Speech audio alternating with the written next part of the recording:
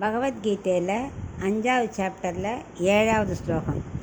யோகயுக்தோ விஷுத்தாத்மா விஜிதாத்மா ஜிதேந்திரியः சர்வபூதாத்ம பூதாத்மா குர்வன்னபி ந லிப்யதே. இப்போ இதுக்குள்ளே அர்த்தத்தை பார்க்கலாம். நம்ம மனசை கண்ட இடத்துலையும் போக விடாமல் ஆத்ம விஷயத்துலேயே செலுத்தின்னு இருக்கணும். கர்மயோகத்தை விடாமல் பண்ணணும். அப்போ தான் நம்ம நெஞ்சு சுத்தம் அடையுங்கிறார்.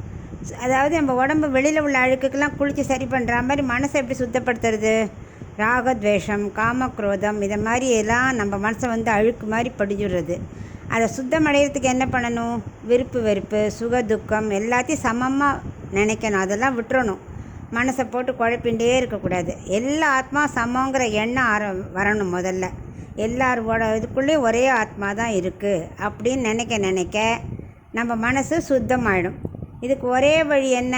கர்மயோகத்தை விடாமல் செய்கிறது தான்.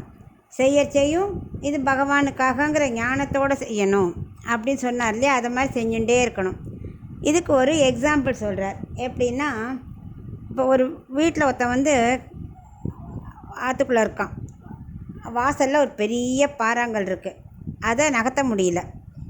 அவன் தூங்கிட்டு போது சொல்கிறான், அப்படியே கனவில் அப்படியே அவனுக்கு 1000 கவலைகள் இருக்கா. ஒரு நாள் கடவுள் வரார் கனவில். என்ன வேணுங்கிறார். இல்லை, என்னோட மாதிரி நிறையா இதெல்லாம் தீர்த்து வைக்கணும் அப்படிங்கிறார். ஓ, அதை நான் பண்ணுறேனே, ஆனால் அதுக்கு எனக்கு ஒரு சின்ன காரியம் பண்ணணும் அப்படிங்கிறார். என்னன்னா, அந்த வாசல் ஒரு பெரிய பாறாங்கல் இருக்கே, அதை நீ நகர்த்திடு, நீ கேட்டதெல்லாம் நான் தந்துடுறேங்கிறார். அடுத்த நாள் காலம்பரிலேருந்து அவன் நகத்தை பார்க்குறான். அது என்ன மலை மாதிரி இருக்குது, பெரிய பாறாங்கல், துளி கூட நகரலை. அவனும் 10-15 நாள் விடாமல் முயற்சி பண்ணிகிட்டே இருந்தான். துளி கூட நகரலை. எல்லோரும் கேலி பண்ணான். இந்த பாறாங்கல்லைங்க நகர்த்த முடியுமா? என்னமோ கடவுள் கனவில் வந்தாரன், இவன் பண்ணின்னு இருக்கான்னு மற்றவா கேலி பண்ணுறா. பட் இவன் விடாத ட்ரை பண்ணிட்டு தான் இருந்தான். ஆனால் துளி கூட நகரலை. ஒரு 15 நாள் கழிச்சு மறுபடியும் கடவுள் கனவில் வந்தார். அப்போ அவன் சொல்கிறான், எல்லோரும் என்னை கேலி பண்ணதான் மிச்சம், துளி கூட நகர்த்த முடியல அப்படின்னா. உடனே அவர் சொன்னார், என்னால் என்ன ஒரு சுண்டு வளர்ச்சி நகர்த்த முடியாதா? எதுக்காக நான் சொன்னேன்? நீ எப்படி விடாமுயற்சியாக பண்ணுறேன்னு பார்க்கலாம். நம்மளால் முடியாதுன்னு கைவிடுறியா, விடாத பண்ணுறியான்னு பார்த்தேன். நீ துளி கூட சலிக்காமல் 15 நாள் நீ விடாத பண்ண. ஸோ அந்த விடாமுயற்சி தான் நமக்கு முக்கியம் எப்போவுமே.